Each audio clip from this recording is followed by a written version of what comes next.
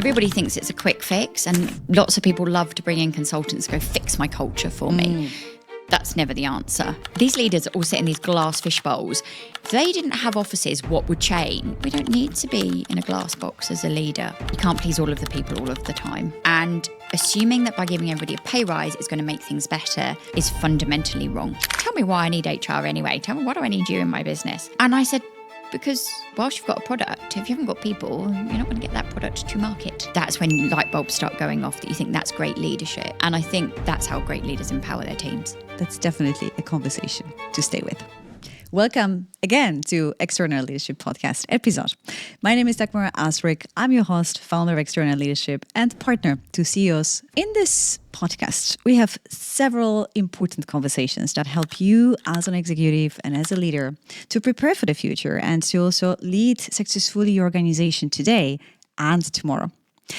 And today in this episode, I have a special guest, Emma Davies, who brings over 2 decades of experience in people and culture, and who is also a founder now of Evolve People Network and Evolve Hub. And especially if you are in HR function, leadership and development, or a leader who really wants to elevate your organization and its success, that's definitely a conversation to stay with.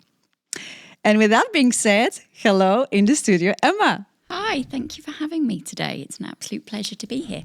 Yes, and as we have pre-chatted a little bit, as we both find out we can be very chatty. Practicing our inside voices with the mics. Exactly. So I believe that would be a very insightful and different lens of the conversation, because you bring so much experience from HR as well. Thank you.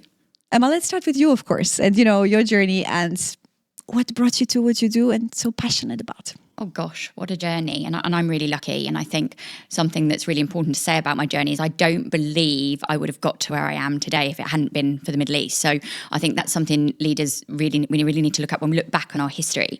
So I've been in Dubai for nearly 20 years now, in the UAE and now KSA, Saudi Arabia. I came here on kind of a whim. I actually said to my mum, I'll just go for 6 months, see what that looks like. And there we go, 20 years later. So I came out into HR in employee comms, actually, which is quite interesting because back in those days, people weren't really considering employee engagement, those kind of things. HR was viewed as very admin process. I worked for a large construction company, and since then I've only ever worked for 3 companies actually across that time in the Middle East, and now my own business. My last company was a large FMCG business, which was a real eye-opener for me, like incredibly different from any other industry. And I've always been the person that said, HR, you can go and work in any industry. It's all about the people. And it is, but FMCG was a massive learning point for me. And then in 2022, I launched the Evolve People Network because I could see, obviously coming out of COVID, and I don't want to talk about that because I think we've got to go over that now. I noticed that HR people had nobody to turn to, and nobody really cared about HR and who was looking after them. And when you are giving so much of yourself to other people, to the business, great HR people do that naturally, you don't think about filling your cup. And so we launched the network based on a personal experience that I had. And I love public speaking. I love talking. As I said to you earlier, my husband has even implemented peace nights in our house where I'm not allowed to talk. just because don't say to my husband, please. just because that's a day when I've been by myself, obviously. And even like my 16-year-old often says to me, you've obviously not had any meetings today, have you? You've had an admin day. So and I realised that it was a space that I love talking. And I actually had a panic attack when I went onto a stage to speak. Really unlike me. And I was like, what if about all these people think I'm stupid? Where have I got this knowledge from? Forgetting about my years of experience. And I realised that I actually needed to be around other HR people to reinforce that. So we launched the network. Back in 2022, we now have 500 active members. And all of those people, we've had an event this morning, come together to lift each other up. It's really important that we share knowledge. And yes, we don't share private or confidential things. We don't talk about salaries because that's actually not what HR people talk about. HR people want to talk about great culture, great leaders and what's going right. So we run those events. And for the past 2 years, I've been running my own business here in Dubai, helping leaders like you, looking at their culture, because everybody thinks it's a quick fix. And lots of people love to bring in consultants to go fix my culture for me. That's never the answer. There's a root cause problem if there is a problem, and other people have got really good cultures and just don't realise it. They've just not brought it to the surface. So that's what I've been doing recently. And amazing, turning own challenges into opportunities for others by starting a network, because there is a lot of commonalities, right? There is. And synergies, and also understanding where to support, where actually HR needs support, will be definitely part of our conversation. So before we go to this HR lens and all of that, Emma, having worked here for so many different organizations, you mentioned it, in particular one has been more challenging for you. What do you notice are the biggest challenges in organization nowadays, and those that you see that might be actually continuing? Gosh, I mean, there's a couple of things that are about to come and be quite big in this region, and we actually spoke about this morning at the event. The challenge of people moving to the region at the moment, coming in, and that's having a real impact on salaries, actually, and salaries are dropping because people are saying, I want to come and work in Dubai. I don't want to be in my home country anymore. I want to be here. It's tax-free. It's amazing. And it is. Like I go back to, I would never have got to where I am in my career if I'd have stayed in the UK. That would not have happened. I was given opportunity here, and it is. That's what's so amazing about it.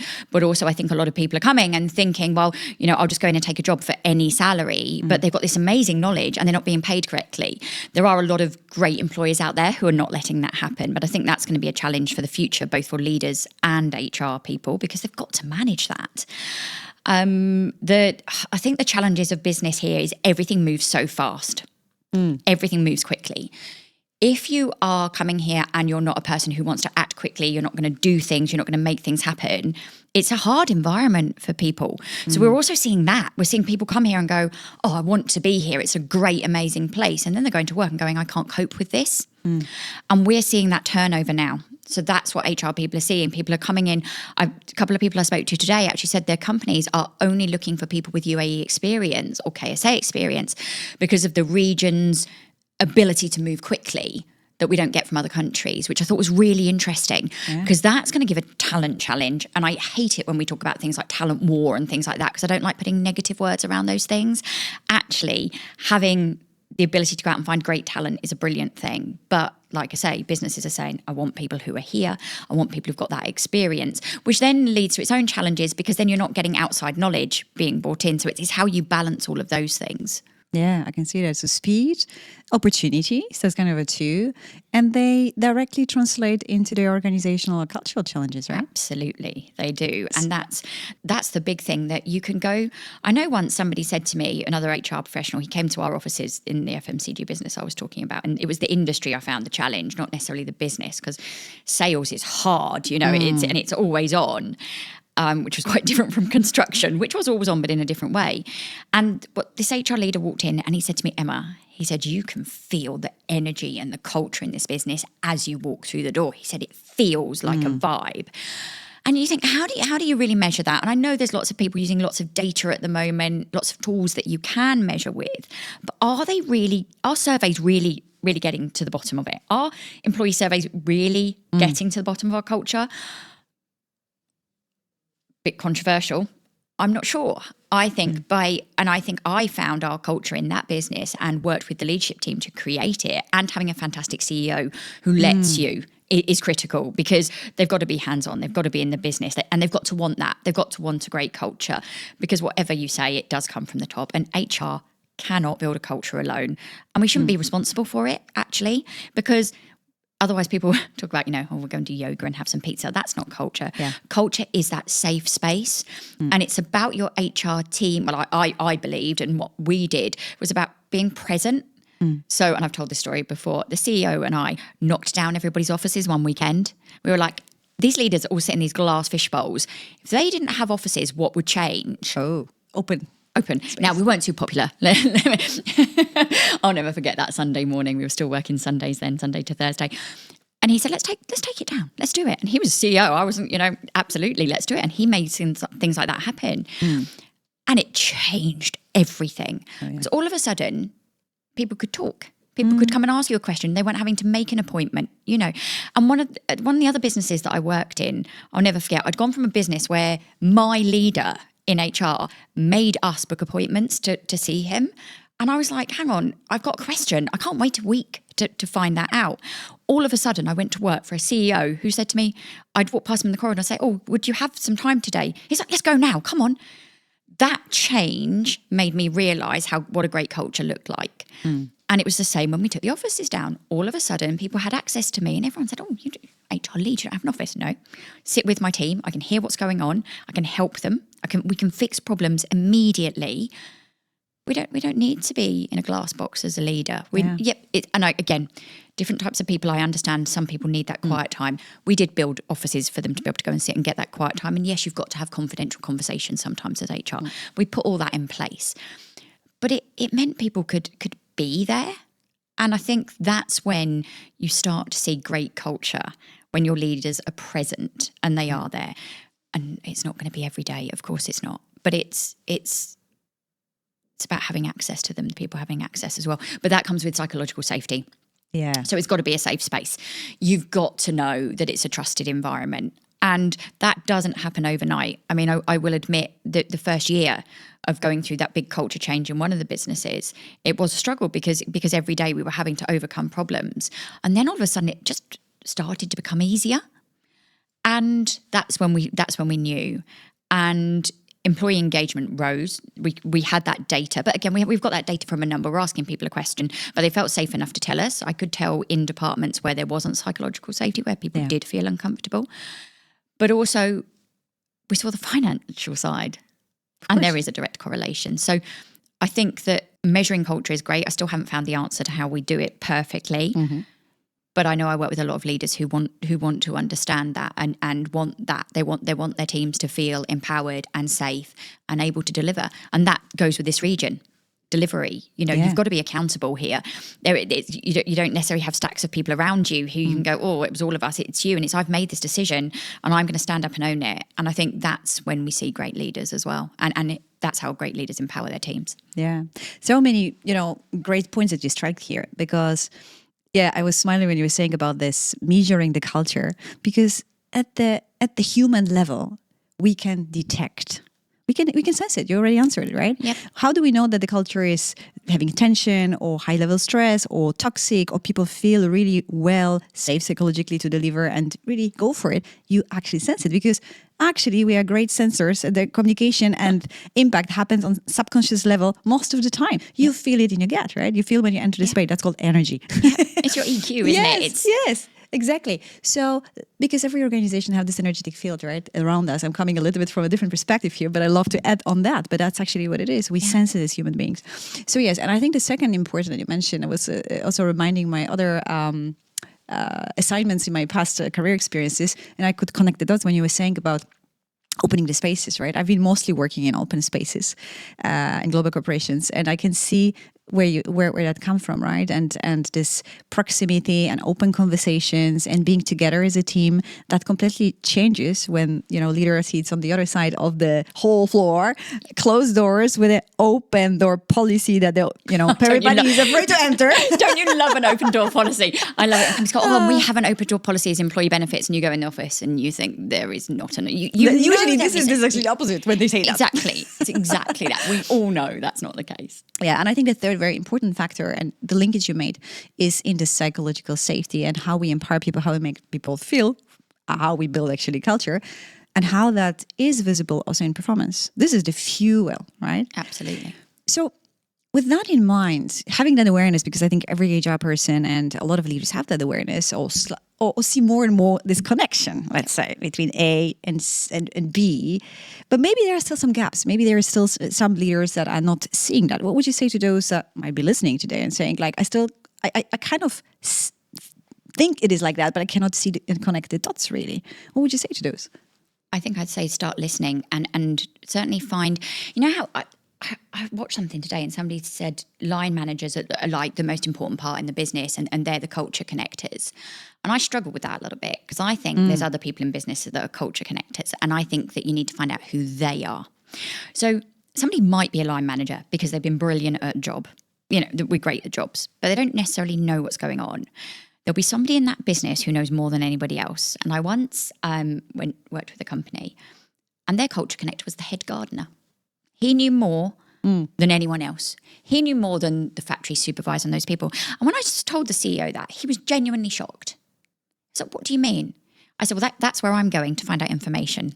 That's where I'm going to go. That's the person I'm going to be asking questions to. He's the person I want to spend the most time with.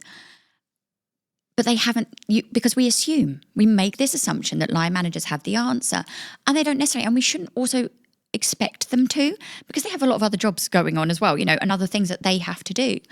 And I think that to find those key people in your business, and I would always say to anybody, if you're looking at employee engagement, any of those kind of things, find your culture connectors, find the people who have the most impact, get them on board, ask them the questions. It's always get more than one view, but ask them, talk to them as a leader. Go for a coffee with them, go for a walk around the business, just walk the floor with them. And that was one of the really interesting things of the brilliant CEOs I've worked with. We've walked. Oh, yeah. And we've looked. We haven't sat in a high-level office in a high-rise and made an assumption that we know the answer. We've walked. So whether that was a construction site at 7 o'clock in the morning, I have often done, I'm not sure I miss those days. I miss the camaraderie of site, but not the site walks at 7 a.m. At my previous company in FMCG, the CEO and I walked. We didn't sit in his office. He said, "Come on, let's go for a coffee. Let's have a walk around." That's when you find out. And it wasn't to check people are working. There was, when you haven't got psychological safety, by the way, that's what people believe. Yeah. It was to watch, understand and observe without being the observer. Yeah. It was what's actually going on here, what's really working really well. And the teams that were thriving, it was really interesting. The CFO that I worked with, I remember it was end of month, and she said, "Oh, we're off. The whole team are off this afternoon. We're going for a team building event. We're going into the desert. We've done this, this, and this." And she hadn't told me. And I was HR. And for a little bit, I was a bit offended. I was like, "Shouldn't HR be arranging this for you?" She was like, "No, I've done it myself. It's okay." And it wasn't that my team couldn't do it. It's because she took ownership of that team. Now that, for me, with the CFO, more importantly, it was month end. Wow. And I said, "Hang on, haven't you got all this work to do?" She said, "Yeah. And I need to get them out of this office to get their mindset right, to get us back on track for Monday morning." Amazing. And for me, that was one of those aha moments where you go, that's someone who's got it. That's someone who gets what's going on in her team, has understood, has listened. And the other thing, she wasn't doing team building on a weekend or in their time. Yeah. She was a mum as well. And she knew that her team were parents, elder family. And that's when light bulbs stop going off, that you think that's great leadership. And I think that those are the things that I'd say to leaders, pick those people.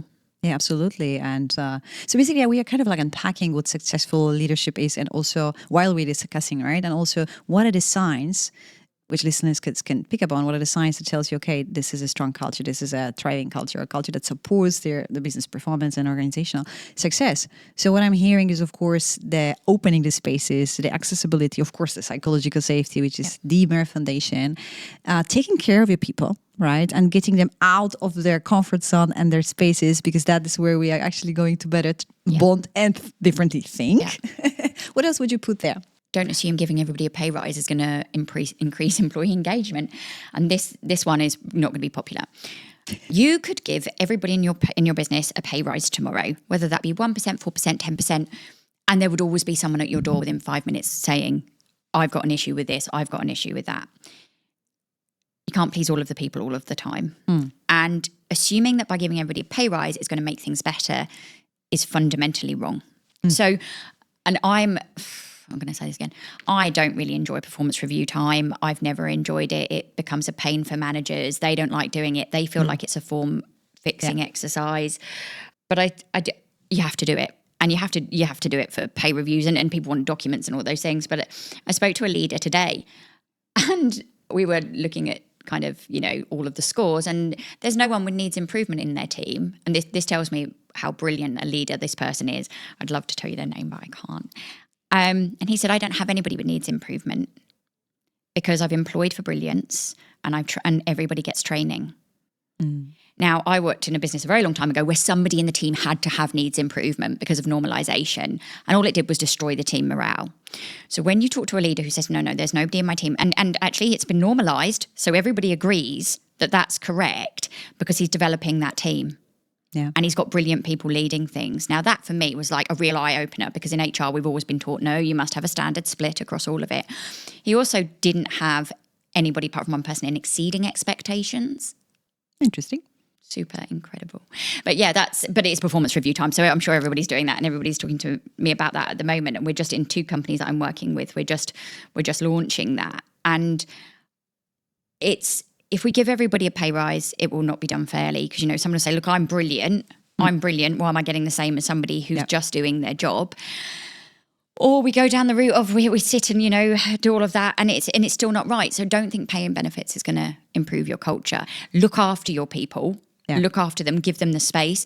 So people knowing that I can come and I can say, I've got this problem at home and I need some support with it, whether it's a conversation, an hour off, or those kind of things. People still talk about sick leave, don't they? And say, well, I can't take sick leave. Well, my rule is if you're sick, don't come in my office. Let's not share germs. That's not feeling the love at all. Sharing is not caring in that instance.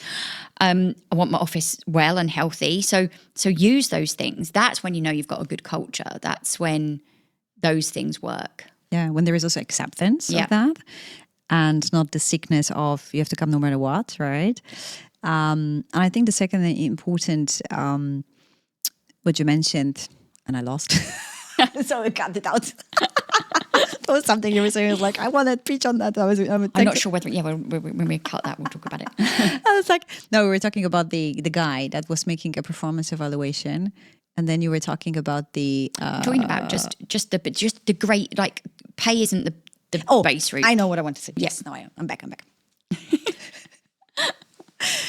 And one important thing that you mentioned also is the motivation factor, the inside motivation, outside motivation. I also want to talk about this word. I mean, of course, it's important to, finances are important, of course, and underpayment is never going to be a factor of a successful culture anywhere. And at the same time, we need to understand that there's always the other motivation factors, which is, are you feeling safe and connected and inspired? Yeah. Are you doing the work with your purpose? Do you have all the resources and support that you need? And what's your relationship with your line manager, right? And what's the culture and dynamic in the team? All of those are building a factors. Why do I want to stay and give myself fully in, right? Yep. Or be my best self? Be my best self, yeah. Because at the end, every employee, every leader wants to have proactive team, people always doing their best. But the most important is to create that environment, which we were just actually exploring of what kind of ingredients what it feels like. I mean, when we talk about pay, I don't want to be kind of misquoted there. Pay fairly and pay right. Absolutely. If you're underpaying, then your culture is never going to be great. If people, I get frustrated when people say, well, the role is 5,000, well, we'll pay 3. Well, you're not going to get what you want, and then you're going to be frustrated with the person, and it's actually not their fault. So pay fairly, pay right for role, have those conversations, look at real benchmarking, look at it, get the real information. Don't just go on a website and think, I've seen these jobs at this. Pay fairly and pay people their worth. Now, look, there's always going to be different situations with that. A startup business isn't going to be able to pay as much as a multinational.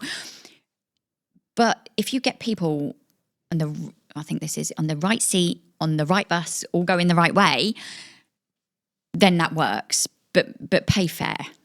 Yeah, I think that's a very, very important thing, because that's also kind of represents then what kind of quality of the outputs, maybe not short term, but the midterm, and for sure long term you're going to actually see. So that's an important factor. And, I was wondering when you were mentioning all of that, it's like, what do you see the biggest challenges then for leaders to create that environment that eventually leads to collective success? Trust is a big thing, because I think when people have been burnt in the past in experiences, they struggle to forget that. And I think that happens to leaders. And I think, so then there's this is not going to happen, this is not right. I think leaders learning from each other is really, really interesting. And I think there's still this thing where I must keep my things secret. I must not tell everybody that I'm doing this. And I think that's the best way to learn. Talk to others, find out what they're doing, what works for them. But like I say, surround yourself with the people, like, really honestly, I probably shouldn't again be saying this, I'm rubbish at finance. Comp and bends in HR is not my thing. I would hate to do it. That would be my worst thing. So what I do is I surround myself with brilliant people who do that well, and leaders that know their strengths and their weaknesses. And I think we always sort of say, we have to build our weaknesses. I'm not going to start learning finance now. My husband still tells me my credit card limit isn't a target every month. It's not a target. It's actually just a limit. I'm not going to change that. But so by surrounding myself with people who are absolutely brilliant at that, and I bring the people side into it, it works. If you think you can do everything, you can't. But also develop your strengths rather than your weaknesses.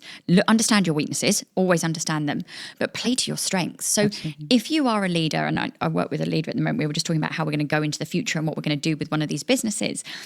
And we've actually just worked out that we both like doing the polar opposite things, and actually we're both really good at the polar opposite thing. So that's why it works. So I was like, why do we do this? Why are we doing this? And he was like, well, you love doing this bit and you're good at that. And I hate that bit.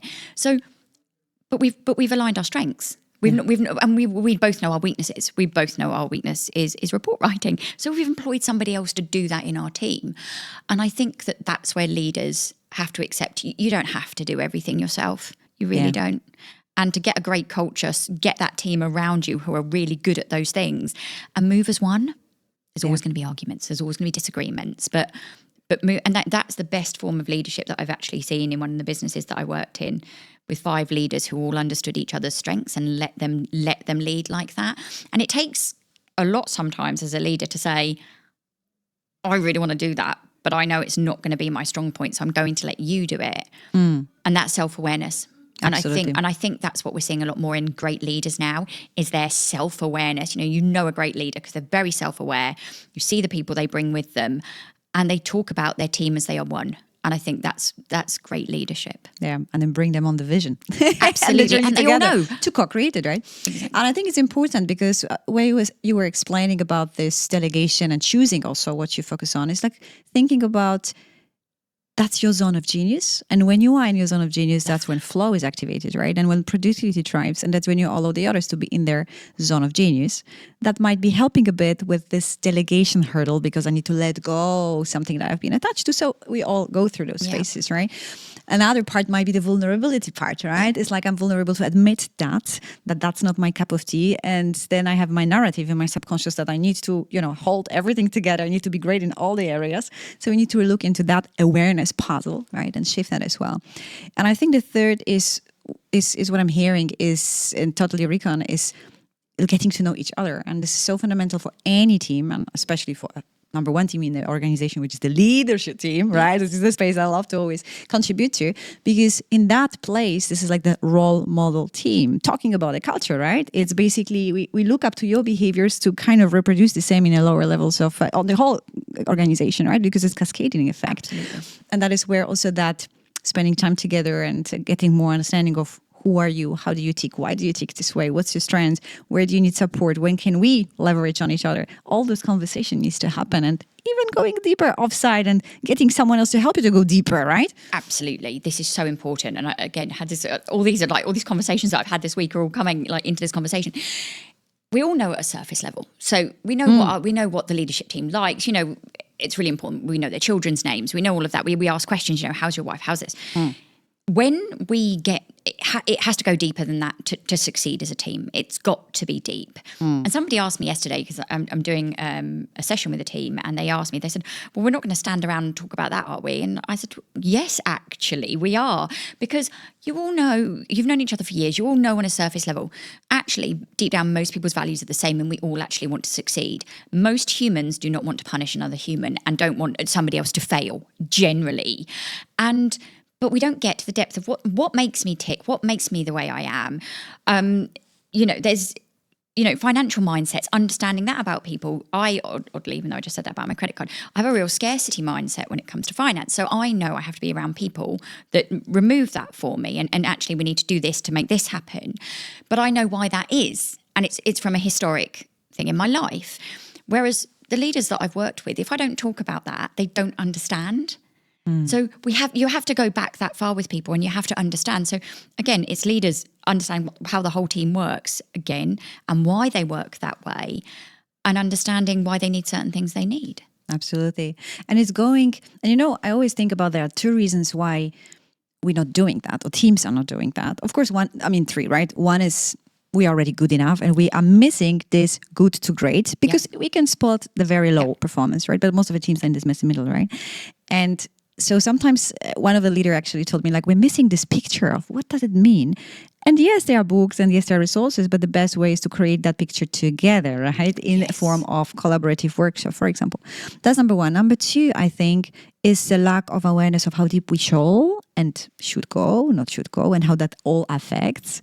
So yes, I love exercises like, your personal history, right? Yeah. And when you really talk about from a little bit younger than just your career and how that shaped who you are today, that's fantastic bonding exercise as an example, right? It requires a bit of vulnerability too, and it's better to host it in that somebody facilitates us, that's for sure. And then there are beautiful personality tests we can bring around, right? And I think the third part is the most important, the awareness of self and the deeper awareness of self. Why I do what I do. What is, who am I, right? Yeah. That every leader needs to deepen, because that's for me like essential part of so-called inner alignment, I call it, like of aligning with who you truly are. That's where you are going to actually create the greatest impact and success, right? Yeah. And most of the leaders might be still lacking on how to get there, or just a little bit on avoiding that part because we don't have time, because we need to focus on business, because we need to focus on goals, not seeing that actually that really fuels that. And so kind of thinking what you have to say, but conscious about our main conversation number 2 here, and it is about HR leaders itself, right? So let's enter into that a little bit, because we kind of made a round of what's the beautiful culture, what's the challenges and where to look into. Now, what's the role of HR in it all? Wow. So there's another Big reason. question. Big question. Another reason why we started the Evolve People Network was because there's been such a view for such a long time in this region that HR, we just process visas, we just do the admin. I have done things in my HR career where I have been in hospitals with babies who have been born at 21 weeks, discussing insurance with doctors, stuff that you would never have imagined. And people don't necessarily see that side of the HR. And that's why, again, we talked about like putting your oxygen mask on first. But for a great HR leader, I think the fundamental is understanding the business and really understanding the business. So I go back to don't be sitting in your office.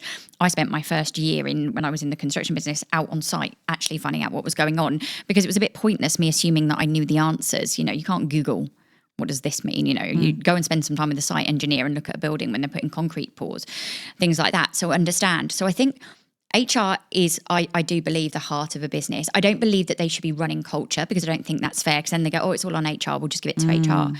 But a great relationship with an HR and CEO is like a great marriage. It's a team effort. So I think you have to act as a team. You have to be a team player, and you have to be able to sit and understand every part of the business. Again, great marriage. My CFO in the last business, the female CFO, she taught me about finance. She sat down and went, right, okay, I know you don't like finance, Emma. I know it's not, but you need to learn these bits. And all of a sudden it became less of a challenge.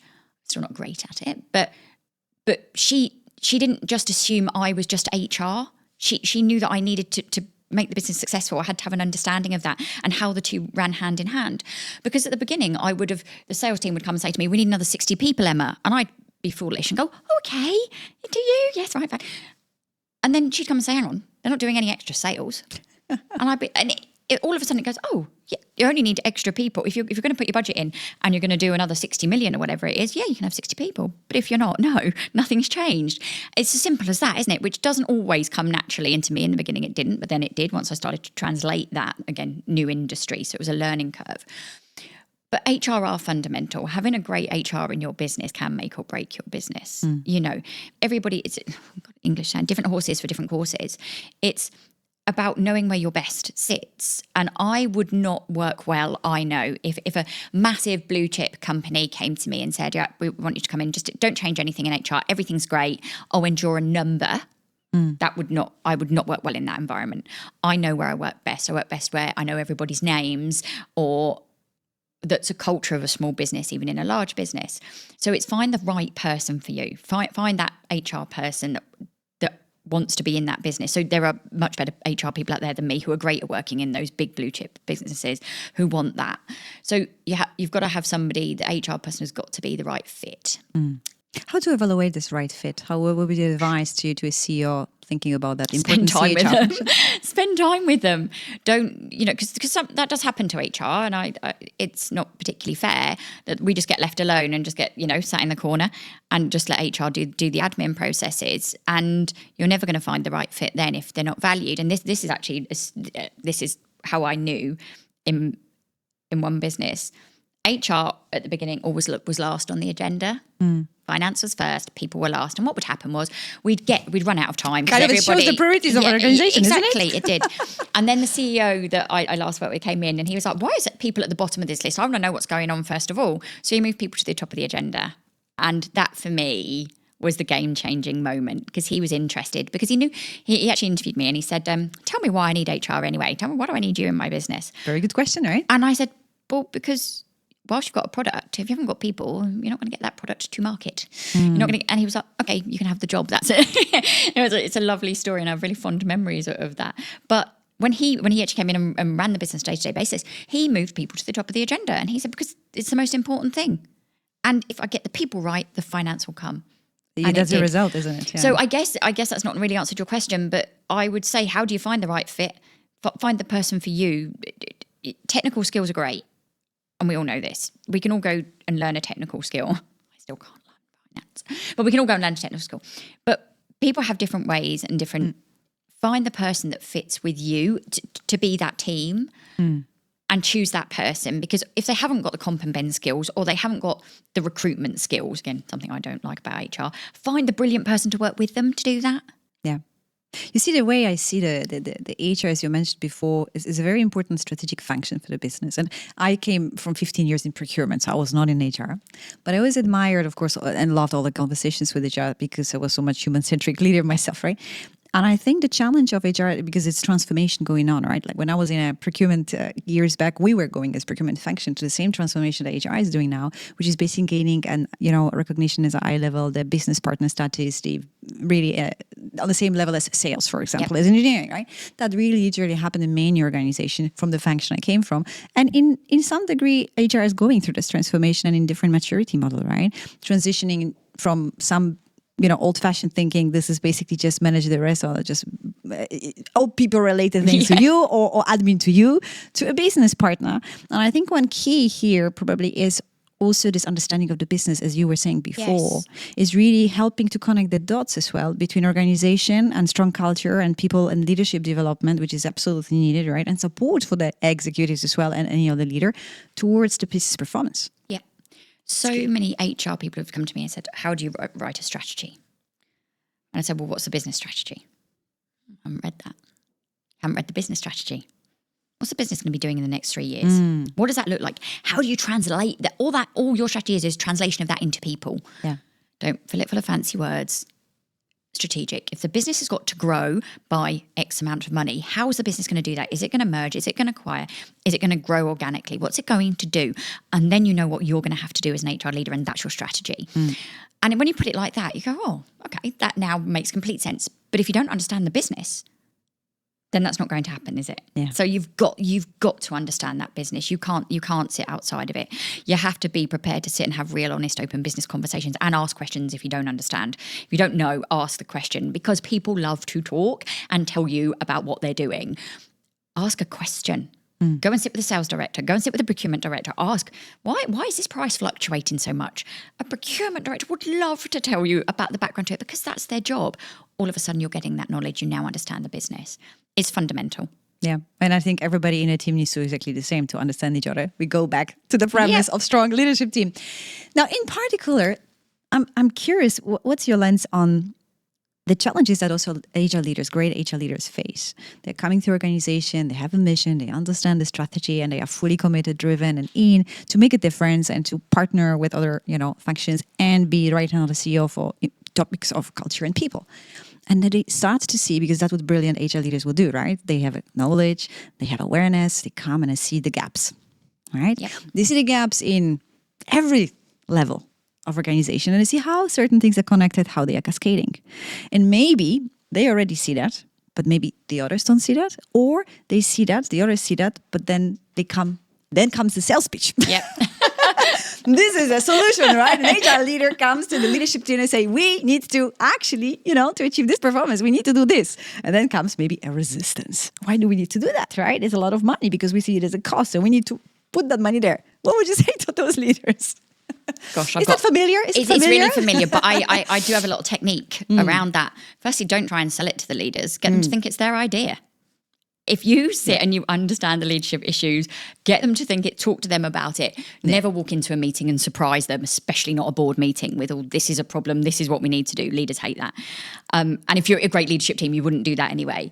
And what I would do is rather than selling it, go to the fundamental issues, find their solutions and work with them to build on it. And that's where I've seen success. We came up with a new form of performance reviews at one of the companies I was at, and the CEO and I did a podcast about this. The other ex-CEO did a podcast about it the other day, because we would be asked to either promote someone or terminate someone. And he would always say to me, go and get the last performance review, Emma, because that's the level of detail we were at. We still had 15,000 people. We'd have these conversations. And like I say, it was brilliant. And I go and get the performance review, normally if I was been told to terminate, and the performance review would be glowing. And you're like, well, how have they gone from glowing to 3 months later, end of conversation? And it's because we weren't doing it properly. So we actually designed a new form of performance review, which was done almost on a daily basis, and it was called the Compass, and it had the values, and it was red and green. And we actually then translated that into whether a project was successful. It was an amazing piece of work, all done internally on paper in the beginning. I'm sure they probably automated it now. It was a very long time ago. But it's that level of understanding. But I didn't have to sell it to the project team because I did it with them. I said to them, what makes someone great on this project? And they told me. So when I went with a new review system, I went, here's what makes your project successful. Beautiful. And they were like, this is easy to do. I wasn't giving them more work either. That's the other thing. Creating work for people. People think that's what we do in HR. We actually don't. We actually want to make life easier for people. That's how I've worked with leaders. That's always been the most success. So kind of understanding the internal client, right? Yes, because they and are. helping us. That's absolutely, yeah. We all internal clients to each other, stakeholders, right? So that also means that HR needs to have certain competencies and also needs to maybe grow and develop itself or themselves. How would you see that? Because I think that is also where you come back to your network, right? Yeah. I mean, people used to call us the no department, didn't they? Because they used to go and say HR because they'll say no rather than the line manager having to say it. So firstly, empower your line managers to understand why they might have to say no. I think, and saying you don't actually need to say no to most things to people, you can explain why you can't do something. Straight back no is not the answer. And that's one of the things we've done in the Evolve Network is I want to raise the bar for HR so that we are as important as a CFO, because so many businesses, start up and they go, right, we've got a CEO, we've got a COO and we've got a CFO. Don't worry about the people stuff. We'll just do that later. And then they ring me when they've been open for 2 years and they've got these people problems and go, can you come and fix this? Actually, HR is as important. Yeah. So find a great HR person. The HR person doesn't have to say no all the time. That's not actually what we're there for. We're there to empower people and make things happen for the business. HR have, I believe, the great HR people out there, and I'm not suggesting I'm one of them, but they have great EQ and they're problem solvers. Mm-hmm. So they're solution driven. Somebody comes to you with a problem and it might be outside of your scope, but you should know so much about the business that you can connect that and come up with a solution. Don't always assume the first side of the story is the correct side of the story. The person that normally comes and shouts the loudest and tells you the problem isn't always right. And I think that if leaders empower their HR teams to deliver and say, I trust you, go and make this happen, that's when we see success as businesses. Yeah. And maybe here the last question, because there is a reason why you choose to start the network, right? Yeah. And you want to empower HR. Yes. So what are the things that you feel that HR needs most to be empowered with and what your network is supporting with? So that was the other thing. So it was about HR people being empowered to make decisions and understanding that we've all got the knowledge because HR is very siloed in a business, because you can't obviously there's confidentiality, there's those things. We can't necessarily go and tell people that this is a problem, how do we fix it? So by having a network, you can ask the questions indirectly, so you're not ever giving away any information or breaking confidentiality. So that was one thing about HR being understood how important we are in a business, because sometimes you do get a bit kind of like hit on the head constantly by the leadership team. It's all HR's fault. The people are complaining about pay reviews and those things. It's HR's fault. So having that network to go, I've had a bad day, I need to talk about this. What do you think? Being able to do blue sky thinking together. The North Star vision was always to have a standard for HR across the region. So because in the olden days, a lot of people got promoted into HR roles with no people experience because they were seen as admin and visa processing people, not actually as the people who were going to lead the business as importantly as a CFO. So I think that's what the network does. I hope it does. I hope that's what people will tell you about it, that we come together, we talk about issues, real business issues, things, we mentioned AI, we haven't got time for that today, but these things that are happening, but how to use it properly and ethically. Jobs are going to change. We are as HR going to have difficult conversations. So, but making that standard of HR really, really important across the region so that everybody knows, well, if I want a great HR person and I've got a role available in my business, I can go to the Evolve People Network and I can find that. And that's actually one of our biggest successes to date is actually the inter-network referrals for jobs. And it's, somebody came to me today and said, I'm leaving and I want to find a great person for my job. And trust me, I'm not a recruiter. I made it sound like I'm not very good at anything HR, but I am quite good at some stuff. And we went to the network. First place we went. There's brilliant people here. You'll find them. And that's such an important and that is that factor, because there's a trust there, and we know those people have got EQ. They want to learn. They want to develop themselves. Today we were talking about emotional intelligence for HR.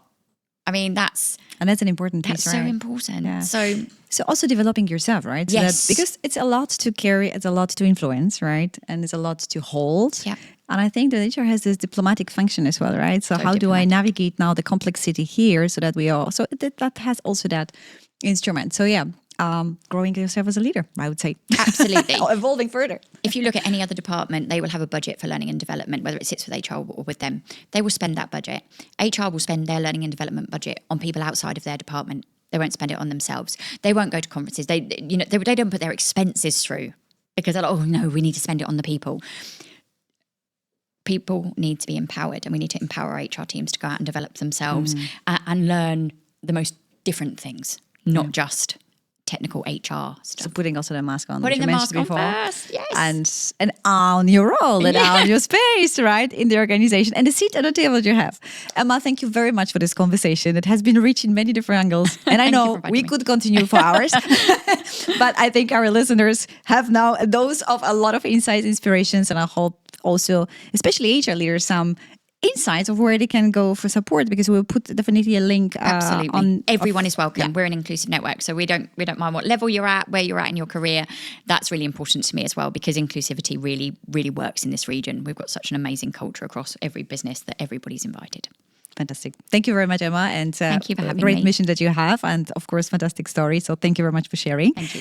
And thank you very much for listening. And I really do believe that you take a lot of inspiration and important information to reflect on as well.